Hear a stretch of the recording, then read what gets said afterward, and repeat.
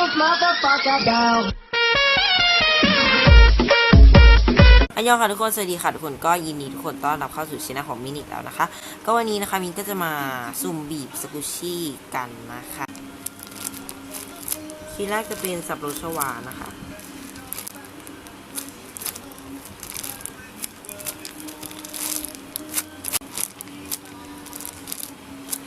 มะม่วงของเล่นเลย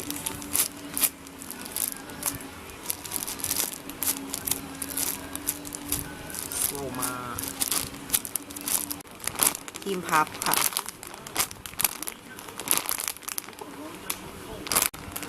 ซูชิของซาชิแลนด์ค่ะ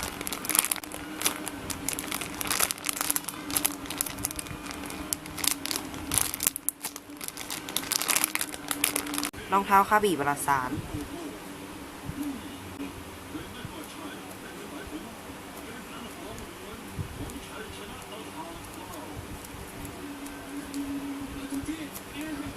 คัพเค้กค่ะ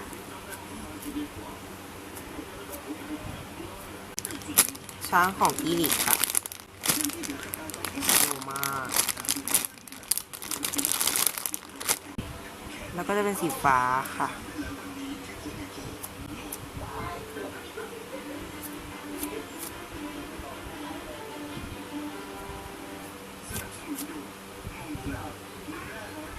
ที่ต่อมานะคะก็จะเป็นจัมโบ้แพนเค้กคูนี้มารูนะคะ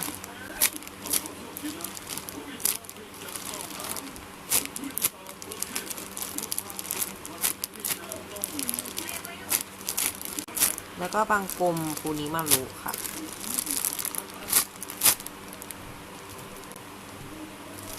โลมา